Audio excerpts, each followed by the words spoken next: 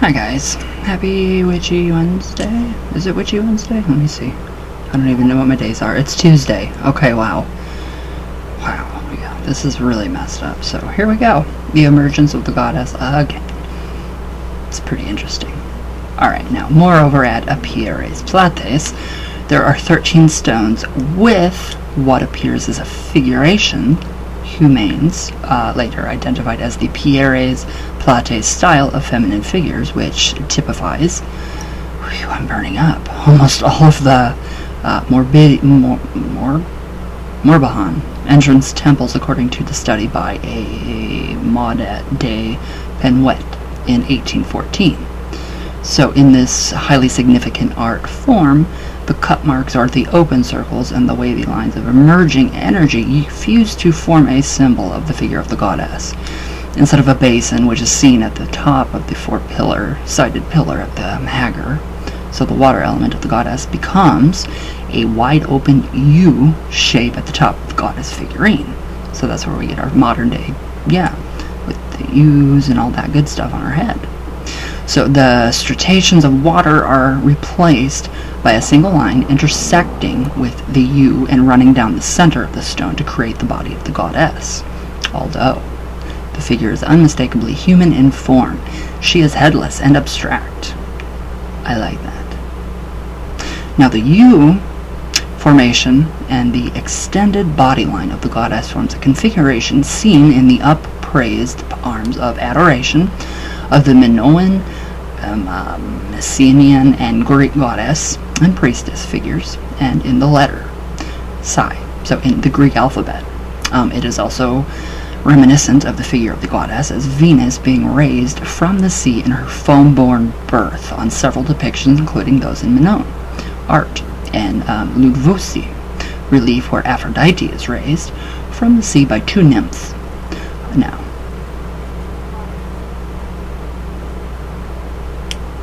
okay, so the U, wait a minute, where did I go? On the stones of at Pieres Plates, the question is at the center, the question mark is at the center of the stone, dividing the stone into two spheres. On one of the most decorated of the goddess figures, stones. Hold on, just a sec, guys. Okay, sorry, guys. Okay, now, where did I go? I forget where I went. Okay, now. Okay, the goddess figure of the stones appears plates. Each side of the sphere contains four symbols. Two symbols at the top and bottom of each column of four are concentric circles. Okay, yeah. Learned a new word today. I like that word, concentric. Huh. And the two in the middle are half circles, so these might well be symbols for the phases of Venus in its full and crescent phases in its 8-year cycle as the morning and evening star. Moreover, at the top of this stone is a bowl-shaped U that separates the two spheres of Venus with several lines indicating the crossover from east to west that Venus travels in its cycle. Not far from this stone is another indication that the passage temple of Pieres Plates is a Venus temple. It is stone. It is a stone with a clearly marked tree of life with its branches reaching actually to the night sky. That's beautiful. So, that's really beautiful. Finally, what emerges from the Paleolithic and early Neolithic depictions of the goddess of regeneration associated with the cycles of Venus, especially in this part of France, is a single recurrent symbol that fuses the goddess's attributes of renewing life from the uterine moisture of the feminine in the womb as basin and container of life, and the continuing cycles of feminine energy, merged with a belief in the sacred. So, all this is contained in what the Greeks entered into their alphabets as. So, what the Minoans represent in the adoration figures, and what the French eventually called Marie. So, perhaps the Maria Lochmir. I love this. Now, the emergence of the goddess as a regeneratrix is depicted on the stones in the British Isles in an abstract method that is more accurate in detail than the abstract representations in France in its exactness of the cycles of Venus and in astronomy notations overall. In Britain, the abstract symbols for the Venus cycle are intricate patterns that replicate the motions of the planet more than the symbols in France that merge the recurrent images associated with the regeneratrix, such as water birds, the tree of life, the V-shapes, and finally a human figure. However, in the emergence of the primordial archetype, the transformative element, whether embodied in human form, which eventually leads to language, or embodied in a highly developed language of astronomy, dominates and identifies the archetypes in both places. The transformative element of the primordial archetype in both cultures is merged with one essential transformative characteristic of the archetype, the lunar cycle. Most prevalent is the merging of the archetype with the transformative symbols of the moon. For example, the Table des Marquands stone is discovered in the end chamber of the tumulus, as Lochmere is in the shape of a closed, pointed U with markings of the monthly, yearly, and the precessional cycles of the moon. Likewise, at Noath, one of 3 mounds of the Brunabien, a stone called the Calendar of Stone, displays both the 19th year cycle of the moon as well as the 8-year cycles of Venus. That is interesting. That is really interesting. It's like, wow. So, now in Ireland, this is particularly true of many of the stones, such as those discovered at the Brunabien, which are unmistakably lunar solar temples. I love that. The transformative character of the primordial archetype is therefore recognizable as both a spiritual and clearly observable essential in the understanding of the sacred feminine, in conjunction with the moon. Now, moreover, as is the case with the most accurate calendars, both ancient and modern, the lunar cycles and the cycles of Venus are also measured in conjunction with the cycles of the sun. These 3 celestial bodies, the moon, Venus, and the sun, are essential to the forming of the transformative character of the archetype of the feminine because, once again, they represent the powerful triad or trinity, or what the Celts used as a central symbol in their religion. Ouch. The Triskel. Whatever. Yeah, I can't say that word. Whatever. Now, in the Stones of Time, Martin Brennan remarks on the widespread distribution of this theme with the underlying assumption for its origins. Brennan states the separation of a formless unity into 2 reciprocal principles, which generated a third and form the multiplicity of creation, is a universal and archaic cosmological idea. Now, in sky imagery, the sun and the moon represent 2 opposite principles, and the stars, it represents multiplicity. Together they make up time and space in the entire universe. Now, if the sun is represented as a masculine power to complement the transformative character of the sacred archetype of the feminine, then both the astronomy and the religious sentiment present a coherent ideology. That is so interesting. I think so. I love it. My nose ring is really bugging me. Like, really bad. I don't know why. Whatever. I don't care. I think I'm just take the fucker out. I'm so over this thing. Now, Brennan declares that the markings on the stones of the Brunabien and other Neolithic monuments form geometric patterns that essentially unite these realms. Brennan states, the megalithic artistic apparently viewed the multiplicity of the stars and the multiplicity of the world below as originating from the same source, and both are seen to conform to basic geometrical structures. Now, because there are only 3 celestial objects capable of projecting beams of light and casting shadows, Venus, the sun, and the moon, Brennan believes that Venus, with its brilliant light, became an object of awe in early astronomy, so in its path in the sky bears a close resemblance to the elongated arcs on the stones. The role of Venus, both as a goddess of regeneration and a planet, acts as a guide to uniting the feminine and masculine forces as she transcends from the realm of the earth through the waters to the night sky, traversing the universe.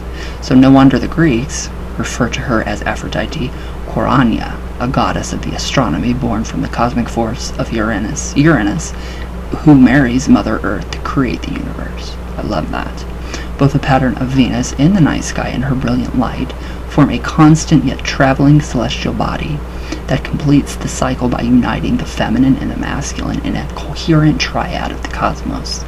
Now, in terms of astronomy, Venus is the force that is able to measure the accurateness of the lunar solar cycle by appearing every 8 years in exact conjunction with the moon and the sun, and in theological or spiritual terms.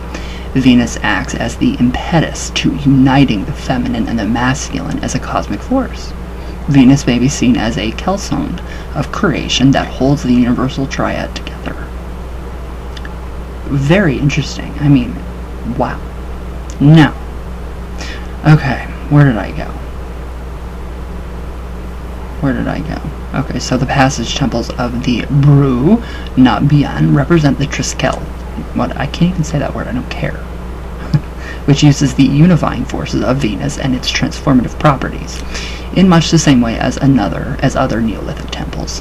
So the shape and the recesses of the temples, the measuring of the celestial light in the passage, the association with water and water birds, and the intricate patterns in the language of the stones all reflect characteristics of the goddess as a regeneratrix, like the Trithelion altars at the Temple of Hagar, and at Hal in Malta, the passage temple of Noth, east at Bru Na Bien, has a triple alcove chamber. So likewise, the New Range passage temple of the Bru Na Bien has a cruciform chamber with 3 recesses to represent the triad of Venus, the moon, and the sun.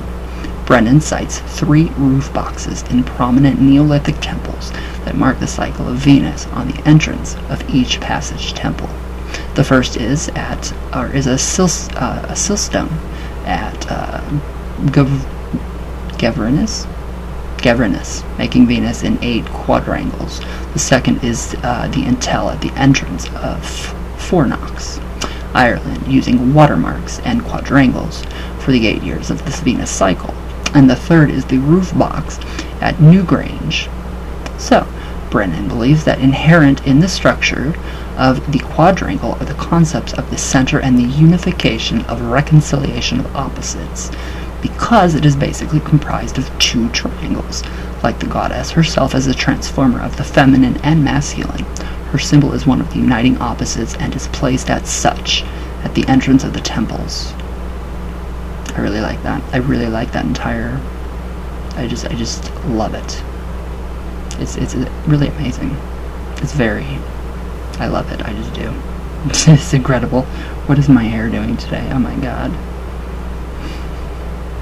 I need my hair cut. Anyways, according to Anthony Murphy in Islands of the Setting Sun, Dublin, Liffey, 2008, the bright light of Venus shines into the chamber of New Range once during its 8-year cycle. That one moment of reconciliation of the cosmos, according to Murphy, is year 4 in the 8-year cycle of Venus, when the planet is the morning star at the winter solstice, at the declination of Venus, when it is 18 degrees west of the sun. So here, the goddess lingers for several days, before and after the solstice, in a different position in the roof box at twilight, where an observer would be able to see Venus through the roof box. Now, if sitting on the floor of the chamber, the moment of reconciliation might have been marked by the ancients as a time of birth, rebirth, and regeneration, typical of the functions of the goddess as a regeneratrix. Jeez. So according to Murphy, the word brew may relate to the notion of a rebirth ritual, coincidental with the solar and lunar functions of New Grange. So Murphy goes on to explain that the Bru Na Bien complex might be considered the womb of the moon, where the temples take the form of the body of the goddess. So the light of Venus shining into the roof box would play the role as a powerful regeneratrix for the womb of the moon, when the light of the sun, as a masculine energy force, at the winter solstice enters the womb temple. The 2 phallus-shaped stones in oval settings filled with white quartz, oh, that'd be beautiful, that were discovered at the entrances of Newgrange and Noth, contribute to this theme. Here, as in the caves of the Paleolithic and the temples of the Neolithic, the entrance is the vulva of the goddess, and the passage chambers act as temples, where rebirth and fertility rites most likely took place. Alright, we're gonna stop with that today, and we'll go on tomorrow with more. So, it's very interesting. I mean, it's very, very interesting. It's incredible. I am loving this entire goddess, the regeneratrix. I love Venus. So this is actually a really, really long one. So,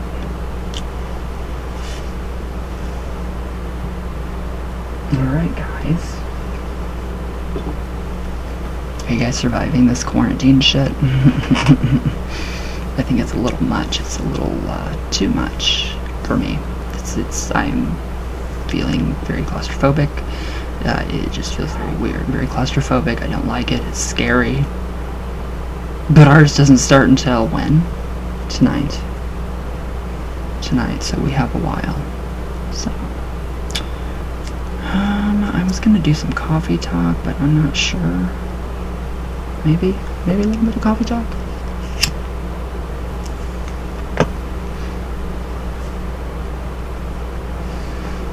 But yeah, it's just weird. It's just really weird. So a lot of you know that I've, lost my uncle, and Lisa, my assistant. Thank you, Lisa, for everything that you've been doing and that you've been helping me with telling people. And I will eventually come out and I will, tell my story. But it's just not time right now. I'm still trying to wrap my mind around it. There's, no closure, no funeral, no nothing. Everything was done within 1 day, 2 days. Yeah, cremation and everything, all. So it was just really, it's not really a good feeling, guys. It's not a good feeling to lose someone that you understood you, to somebody as strange as I am. I mean, to you guys I'm not, but to my family, yes, big time. He understood me, he got everything, just accepted me for me, had the biggest heart for anybody, and it was just crazy. It is really crazy. Went to Chicago, all the way to Chicago, for 2 Penthouse magazines, the horror issue with Jen and Sylvia. So yeah, we had just so many good memories, and it's really, really sad. I'm thinking about that, him, and the regeneratrix. So, what's happening? What's going on? Is he coming back? I have so many questions, Why? Was he cold? Was he hungry when he was alone? Nobody should have to die alone. It's just really fucked up. I don't like it. I'm done with death. I'm done with it. It comes in threes. Who's next? My aunt's dog died today. What's coming next? That's just, I don't know, so. I don't know. My faith, still there. But it just lessens as more of this happens. I mean, he lived his life to the fullest. He did. Oh, he did. So the people that did know him knew he lived his life to the fullest. So yeah. But eventually I will explain more. But until then, yeah. But yeah, I'm okay for moments, so. Alright, guys. I love you guys very much for all of your support. You guys are very amazing, so I don't know what I'd do without you guys, so don't go anywhere on me, please. Don't be go dying on me. I'm gonna be pissed. I love you all very much. With all my heart. Dead serious. All the way from Venus. Always. All the way back down. And you guys are just amazing, so don't go nowhere, or I'm gonna get really pissed off, okay? Alright, guys, I love you all very much, so yeah. Just don't go nowhere on me. So I'll see you guys tomorrow for Witchy Wednesday. My days are way off, I'm ahead. So, I love you guys with all of my heart. And yes, just be safe and love. Yeah, okay, I love you guys, and I'll see you tomorrow.